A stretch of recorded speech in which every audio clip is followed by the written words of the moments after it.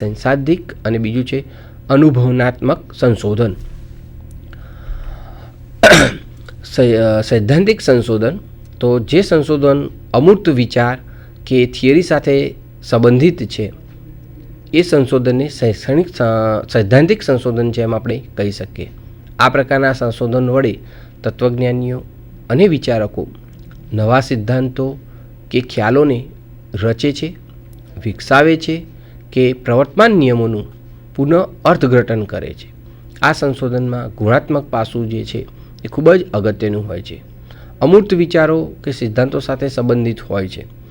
કોઈ નિયમો સાબિત કરવાના હોય અથવા તો નવા ખ્યાલોને જે છે ડેવલપ કરવાના હોય અથવા તો વિકસાવવાના હોય તો એ નિયમોનું અર્થઘટન કરવાનું કામ જે છે એ સૈદ્ધાંતિક સંશોધન દ્વારા શક્ય બને છે. અને અમૂર્ત વિચારો જે છે એ અમૂર્ત વિચારોને મૂર્ત વિચારોની અંદર કન્વર્ટ કરી શકાય છે. ત્યાર પછી છે અનુભવનાત્મક સંશોધન. આ પ્રકારનું સંશોધન જે છે અનુભવ કે અવલોકન પર આધાર રાખે છે. આ માહિતી આધારિત સંશોધન છે કે જેના દ્વારા પ્રાપ્ત પરિણામો વધુ ચોક્કસ હોય છે. અહીં ઉત્કલ્પનાઓ ચકાસવા માટે પ્રયોગ દ્વારા કે માહિતીજન્ય તપાસ દ્વારા માહિતી મેળવવામાં આવે છે. કોઈપણ ઘટના બનતી હોય તો એ ઘટના પાછળ કેટલાક કારણો જવાબદાર હોય છે. એનો અનુભવ કરવાનો હોય છે, એનું અવલોકન કરવાનું હોય છે અને એ અનુભવના આધારે અથવા તો અવલોકનના આધારે જે પરિણામો મળે છે એ બધા જ પરિણામો ખૂબ જ ચોક્કસ હોય છે અને એ ચકાસવા માટે કેટલીક ઉત્કલ્પનાઓ રચવામાં આવે છે અને પ્રયોગ દ્વારા એ ઉત્કલ્પનાઓ સાબિત થાય છે કે નહીં એ પણ તપાસવામાં આવે છે. તો એ બધું અનુભવનાત્મક સંશોધન દ્વારા આપણે કરી શકીએ છીએ. ત્યાર પછી જે સંશોધન હાથ ધરવાના હેતુના સંદર્ભમાં બે પ્રકારના સંશોધન થઈ શકે છે: અન્વેષણાત્મક સંશોધન અને સર્વેષણાત્મક સંશોધન. અન્વેષણાત્મક સંશોધન કોઈ બાબત અંગેની પ્રાથમિક જાણકારી મેળવવાના હેતુથી આ પ્રકારનું સંશોધન હાથ ધરવામાં આવે છે. તેના દ્વારા કોઈ વિષય કે સમસ્યાના સંદર્ભમાં નવીન કે અજાણી હકીકતો મેળવવામાં આવે છે. ઘણીવાર મર્યાદિત જાણકારી ધરાવતી બાબતો અંગે વધુ શોધ કરીને જ્ઞાનમાં વિસ્તૃતતા લાવવામાં આવે છે. પ્રાથમિક જાણકારી મેળવવાના હેતુનું જે સંશોધન થાય છે તો એ સંશોધન જે છે એ અન્વેષણાત્મક સંશોધન છે એમ આપણે કહી શકીએ છીએ. ચોક્કસ વિષય કે સમસ્યાના સંદર્ભમાં નવી માહિતી જો આવી રહી છે અથવા તો અજાણી માહિતી જે આવી રહી છે એ અજાણી માહિતીને જ્યારે ફિલઅપ કરવામાં આવે છે તો એ અન્વેષણાત્મક સંશોધન છે એમ કહી શકાય છે. કારણ કે ઘણીવાર મર્યાદિત જાણકારી ધરાવતી બાબતો હોય તો એની અંદર વધુ જ્ઞાનની જરૂર હોય છે. તો વધુ જ્ઞાનમાં વિસ્તૃતતા લાવવા માટે જે સંશોધન થાય તે અન્વેષણાત્મક સંશોધન છે એમ આપણે કહી શકીએ. સમર્થનાત્મક સંશોધન. અહીં સંશોધન હેઠળની સમસ્યાના સંદર્ભમાં ઊંડાણપૂર્વક અભ્યાસ કરવામાં આવે છે. લાગુ પડતા પરિબળોના સંદર્ભમાં નક્કર તપાસ કરવામાં આવે છે. રચવામાં આવેલી ઉત્કલ્પનાની ચકાસણી કરીને કારણ અસરના સંદર્ભમાં પરિણામો મેળવવામાં આવે છે.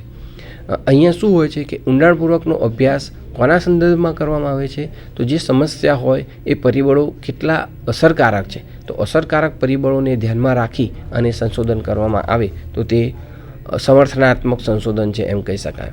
આ પ્રકારના સંશોધનોને અન્વેષણાત્મક સંશોધન પછીનું સંશોધન ગણી શકાય છે. સંશોધનનું માળખું ચુસ્ત હોવું અહીંયા ખૂબ જરૂરી છે. ચોક્કસ ફ્રેમની અંદર જ આ પ્રકારના સંશોધનો એ શક્ય બને છે. હવે સમૂહલક્ષી કે વ્યક્તિલક્ષી સંશોધનો. અભ્યાસ હેઠળના આવરવાના પોતાના સંદર્ભમાં તેમજ પ્રાપ્ત પરિણામોનું સામાન્યીકરણ કરવાના સંદર્ભમાં સંશોધનના બે પ્રકાર પડે છે: સમૂહલક્ષી સંશોધન અને વ્યક્તિલક્ષી સંશોધન.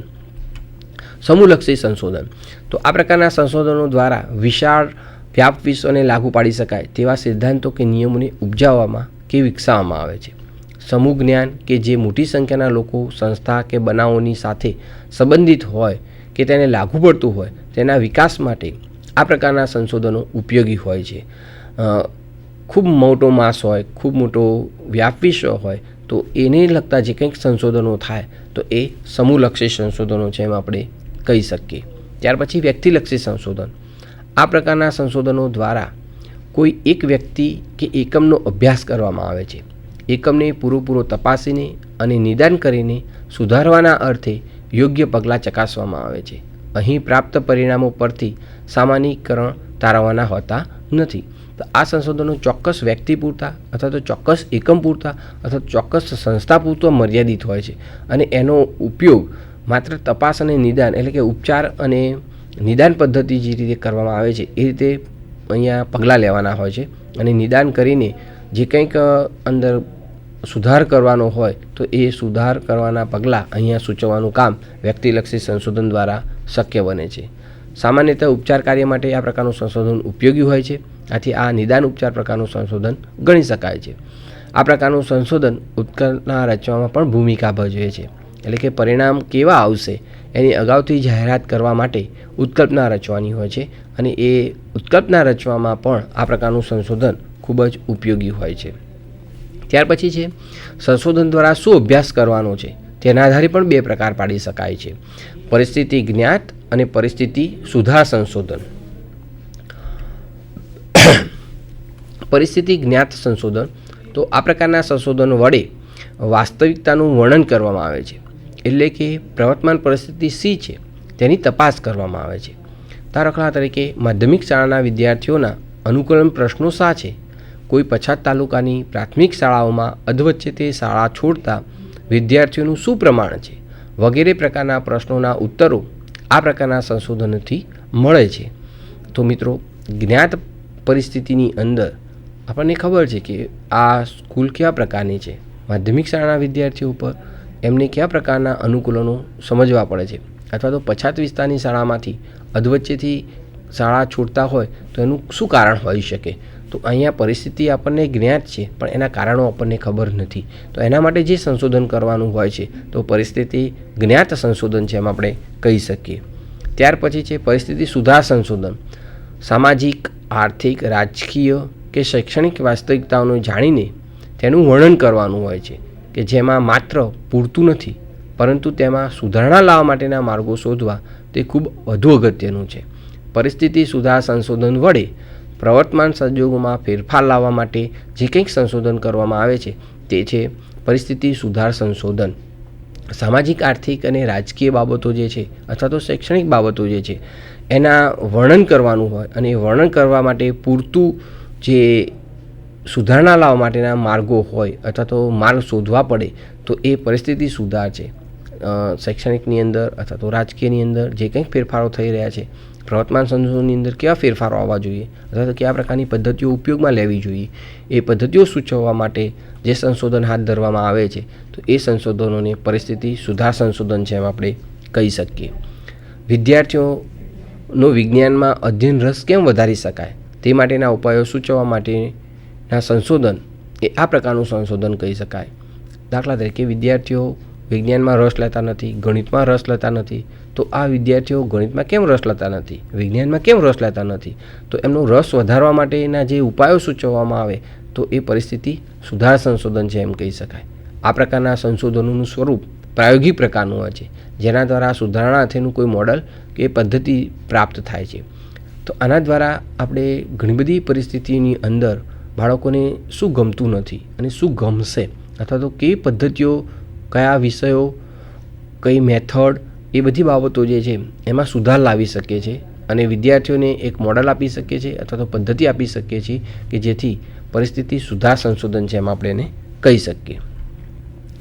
પછી એક અભ્યાસ હેઠળની સમસ્યા કેટલી વિદ્યાશાખાઓને આવડે છે તેના આધારે આ પ્રકારના વર્ગીકરણને વિચારવામાં આવે છે. તો એમાં છે એક વિદ્યાકીય અને બીજું છે આંતરવિદ્યાકીય કે બહુવિદ્યાકીય સંશોધન.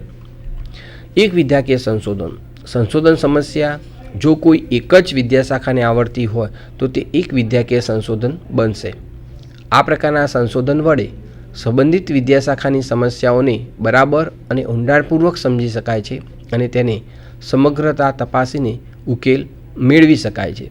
કોઈ એક વિદ્યાશાખાને જ્યારે સમજતા અથવા તો એને લગતી કોઈક બાબત હોય અને એ જ સમસ્યાને બરાબર અને ઊંડાણપૂર્વક સમજી શકાય અને એની તપાસ કરીને જ્યારે ઉકેલ મેળવવામાં આવે તો એ એક વિદ્યાકીય સંશોધન છે એમ કહી શકાય. ત્યાર પછી છે આંતરવિદ્યાકીય કે બહુવિદ્યાકીય સંશોધન. જ્ઞાનનો અત્યારે વિસ્ફોટ થઈ રહ્યો છે. જ્ઞાનની સીમાઓ વિસ્તરી રહી છે. વિદ્યાશાખાઓ વચ્ચેની સીમાઓ પાતળી બની ગઈ છે. સમસ્યાઓ પણ સંકુલ બની રહી છે. કોઈ સમસ્યા પ્રથમ દૃષ્ટિએ એક વિદ્યાશાખાની હોય તેમ લાગે છે, પરંતુ જ્યારે સમસ્યાઓને તપાસવામાં આવે છે અથવા તો ઝીણવટપૂર્વક એનો અભ્યાસ કરવામાં આવે છે ત્યારે લાગે છે કે મૂળ એક કરતાં વધુ વિદ્યાશાખામાં ફેલાયેલી હોય એવી સમસ્યાઓ હોય છે. આથી આવા સંશોધન જ્યારે હાથ ધરાય તો એવા સંશોધનને આંતરવિદ્યાકીય કે બહુવિદ્યાકીય સંશોધન આપણે ડેવલપ કરી રહ્યા છે એમ કહી શકાય. એટલે કે એક શાખા કરતાં અનેક શાખાની અંદર જેના મૂળ રહેલા છે એવી સમસ્યા જ્યારે હાથ ધરાય તો એ સંશોધન જે થશે તે આંતરવિદ્યાકીય કે બહુવિદ્યાકીય સંશોધન છે એમ આપણે કહી શકીએ. શિક્ષણમાં આંતરવિદ્યાકીય અભિગમ એટલે કોઈ સમસ્યાના ઉકેલ માટે અન્ય વિદ્યાશાખાઓની મદદ લેવી એવો સ્થૂળ અર્થ નથી, પરંતુ સમસ્યાની વિભાવના અને પદ્ધતિ કક્ષાએ એક કરતાં વધુ વિદ્યાશાખાનું સંકલન અને સંમિશ્રણ સાધવું એ બાબત મહત્ત્વની હોય છે. ત્યાર પછી છે સમસ્યા ક્યાંથી ઉદ્ભવે છે અને એના પરિણામો શું દર્શાવે છે તેના સંદર્ભમાં પણ સંશોધનના બે પ્રકાર પડે છે: શુદ્ધ સંશોધન અને નીતિ વિષયક સંશોધન. શુદ્ધ સંશોધન તો આ પ્રકારના સંશોધનોમાં સમસ્યાઓ વિદ્યાશાખાની અંદરમાંથી ઉદ્ભવે છે. સંશોધનના પરિણામો સંબંધિત વિદ્યાશાખાના વિકાસ તરફ દોરી જાય છે. શૈક્ષણિક વ્યવહારો પર તેની અસર આકસ્મિક હોય છે. આ પ્રકારનું સંશોધન જે છે એ પ્યોર સાયન્સની અંદર જે સંશોધન થતા હોય છે એ શુદ્ધ સંશોધનો હોય છે. એ ચોક્કસ વિદ્યાશાખાઓને વિકાસ તરફ દોરી જાય, એના વ્યવહારો પર દોરી જાય અને એની અસર જે છે એ આખા ફિલ્ડને કંઈક બદલી કાઢતી હોય છે. નીતિ વિષયક સંશોધન તો નીતિ વિષયક સંશોધનમાં સમસ્યાઓ વિદ્યાશાખાની બહારની વિકાસ પામે છે. નીતિ ઘડતર માટેની આધારભૂત સંબંધિત માહિતી મેળવવા માટે આ પ્રકારનું સંશોધન હાથ ધરવામાં આવે છે. આ પ્રકારના સંશોધન દ્વારા જે તે વિદ્યાશાખાના જ્ઞાનની સીમાઓ વિકાસવાનો હેતુ હોતો નથી, પરંતુ નીતિ ઘડતરનો હેતુ કેન્દ્રમાં હોય છે. કોઈ કાર્યક્રમના અમલ સંબંધી આવા સંશોધનો હાથ ધરવામાં આવે છે. એટલે નીતિ ઘડવાનો હેતુ કેન્દ્રમાં નથી હોતો, પણ આવા સંશોધનો દ્વારા કેટલીક ચોક્કસ પોલિસીઓ નક્કી થતી હોય છે અને એ પોલિસીઓ ઘડવા માટે જે સંશોધન હાથ ધરવામાં આવે છે એ સંશોધનને નીતિ વિષયક સંશોધનો આપણે કહી શકીએ છીએ. ત્યાર પછી સંશોધન પદ્ધતિને આધારે પણ કેટલાક પ્રકારો પડે છે. કેટલાક તજજ્ઞો સંશોધનો દ્વારા હાથ ધરવામાં કઈ સંશોધન પદ્ધતિનો ઉપયોગ થાય છે તેના આધારે સંશોધનના પ્રકારો પાડે છે. ઐતિહાસિક સંશોધનોમાં ઐતિહાસિક પદ્ધતિનો ઉપયોગ થતો હોય તો ઐતિહાસિક સંશોધન છે એમ કહી શકાય. સર્વેક્ષણ સંશોધનોમાં સર્વેક્ષણ પદ્ધતિનો ઉપયોગ થાય છે. કારણ તુલનાત્મક સંશોધનોમાં કારણ તુલનાત્મક પદ્ધતિનો ઉપયોગ થાય છે. વ્યક્તિ અભ્યાસ પદ્ધતિમાં વ્યક્તિ અભ્યાસ પદ્ધતિનો ઉપયોગ થાય છે. સહસંબંધાત્મક સંશોધનમાં સહસંબંધાત્મક પદ્ધતિનો ઉપયોગ થાય છે. વિકાસાત્મક સંશોધનોમાં વિકાસાત્મક પદ્ધતિનો ઉપયોગ થાય છે અને પ્રાયોગિક સંશોધનોમાં પ્રાયોગિક પદ્ધતિનો ઉપયોગ કરીને સંશોધનો હાથ ધરવામાં આવે છે. તો આ જુદી જુદી પદ્ધતિઓના આધારે પણ સંશોધનોના પ્રકાર આપણે પાડી શકીએ છીએ. હવે કઈ પદ્ધતિ તમે એડોપ્ટ કરો છો એ પદ્ધતિનો દ્વારા આપણે સંશોધન કયા પ્રકારનું છે એ જાણી શકીએ છીએ. હવે કોઈપણ સંશોધન જ્યારે હાથ ધરતા હોય તો ચોક્કસ ફોર્મેટ પ્રમાણે આગળ વધવું જોઈએ, કારણ કે જો ફોર્મેટ પ્રમાણે આગળ નહીં વધીએ તો એમાં મુશ્કેલી આવવાની શક્યતા રહેલી છે. હવે શૈક્ષણિક સંશોધનોના સોપાનો જોઈએ તો પહેલું સોપાન છે સમસ્યાનો ઉદ્ભવ. તો કોઈપણ સમસ્યા ક્યાંથી ઉદ્ભવી, હવે એ ઉદ્ભવવા પાછળનું કારણ શું છે એ બધું જાણવું ખૂબ જરૂરી હોય છે. તો જ્યારે શિક્ષક પોતાના સંશોધન કરતો હશે અથવા તો પોતાનું શૈક્ષણિક કાર્ય કરતો હશે, આ શૈક્ષણિક કાર્ય દરમિયાન કેટલીક બાબતો એને નડતી હોય છે અથવા તો કેટલાક પ્રશ્નો આવતા હોય છે. તો આ પ્રશ્નો એ સમસ્યાનો ઉદ્ભવ છે. તો સમસ્યાનો ઉદ્ભવ એ શૈક્ષણિક પ્રક્રિયાનું પ્રથમ સોપાન બનશે. ત્યાર પછી બીજું સોપાન જે છે પૂર્વેક્ષણ અને પૂર્વાવલોકન. શૈક્ષણિક સંશોધનની જે સમસ્યા પસંદ થાય છે એ સમસ્યાને ધ્યાનમાં રાખીને કેટલુંક પૂર્વેક્ષણ કરવું પડે છે, કેટલીક માહિતી મેળવવી પડે છે અને એ માહિતીને ધ્યાનમાં રાખી અને જે કંઈક પ્રશ્નો તમે રજૂ કરશો, જે કંઈક માહિતી ભેગી કરશો, એના જેવા જ બીજા કેટલાક સંશોધનો થયા હશે એ સંશોધનો પણ તમે જોશો અને એ સંશોધનોની અંદર કેટલીક બાબતો ધ્યાનમાં આવશે કે આ સંશોધન કરવા માટે હું શા માટે ફેરાવ, તો એ પૂર્વેક્ષણ અને પૂર્વાવલોકનના સોપાનની અંદર આવી શકે. ત્યાર પછી સંશોધન પ્રક્રિયાનું ત્રીજું સોપાન જે છે એ સંશોધન પ્રશ્નો કે ઉત્કલ્પનાઓની સંરચના છે. જ્યારે કોઈ પણ સંશોધન કરવા જઈ રહ્યા હોય ત્યારે એના મગજની અંદર કેટલાક પ્રશ્નો ઉદ્ભવે છે અને એ પ્રશ્નોની સાથે સાથે કેટલીક ઉત્કલ્પનાઓ પણ બનતી હોય છે. તો આ શૈક્ષણિક સંશોધનની ઉત્કલ્પના જે છે એ પ્રશ્નો અને ઉત્કલ્પના દ્વારા આપણે રચી શકતા હોઈએ છીએ. એટલે કે શૈક્ષણિક સંશોધન જે છે એ ત્રીજું સોપાન જે છે એનું એ શૈક્ષણિક પ્રશ્નો કે ઉત્કલ્પનાની રચના હોઈ શકે. ત્રીજું છે શૈક્ષણિક યોજના, કે કયા પ્રકારના નમૂના તમે પસંદ કરશો, કયા પ્રકારનો ઉપગ્રહ તમે પસંદ કરશો, કઈ માહિતી એકત્રીકરણની રીત કરશો, કઈ અંકશાસ્ત્રીય પૃથ્થકરણ કરશો. આ બધી બાબતો જે છે એ શૈક્ષણિક આયોજનને લગતી બાબત છે. ત્યાર પછી છે આયોજનનું અમલીકરણ, કે આ બધી બાબતો કર્યા પછી તમે કઈ રીતે તમારું અમલીકરણ કરશો. અને છેલ્લે આવશે માહિતીનું એકત્રીકરણ. તો માહિતીનું એકત્રીકરણ કે તમે જે કંઈક ટૂલ બતાવ્યા છે એ ટૂલને તમે કઈ રીતે કલેક્ટ કરશો અને કલેક્ટ કર્યા પછી એટલે કે માહિતી કેવી રીતે મેળવવાનો પ્રયત્ન કરશો, તો એ માહિતી એકત્રીકરણ છે. ત્યાર પછી માહિતીનું પૃથ્થકરણ અને અર્થઘટન, કે અંકશાસ્ત્રીય પૃથ્થકરણ કર્યા પછી એના શું અર્થ નીકળે છે, તો એ અર્થઘટન છે. અર્થઘટન કર્યા પછી તારણો કે પ્રશ્નોના ઉત્તરો દ્વારા નવા જ્ઞાનની સ્થાપના કરવી, એટલે કે જે કંઈક તારણો ઉતારવામાં આવે છે એ દ્વારા નવું જ્ઞાન કંઈ મળશે, એટલે કે તમારી જે સમસ્યા એ સોલ્વ થશે. અને એ સમસ્યા સોલ્વ થઈ જાય તો સંશોધન કરતાં તમને લાગે છે કે કેટલીક નવી સમસ્યાઓ ઉત્પન્ન થશે, તો એ નવી સમસ્યાનું પણ તમે દિશા દર્શન કરી શકો છો. અને છેલ્લું સોપાન જે છે સંશોધન અહેવાલ લેખન, કે આખા સંશોધનને તમે કયા ફોર્મેટની અંદર રજૂ કરો છો, જો એ રજૂ કરવાની પદ્ધતિ જે છે એ શૈક્ષણિક સંશોધનનો અહેવાલ લેખન છે. તો વિદ્યાર્થી મિત્રો, આજે આપણે શૈક્ષણિક સંશોધન એટલે શું, એના પ્રકારો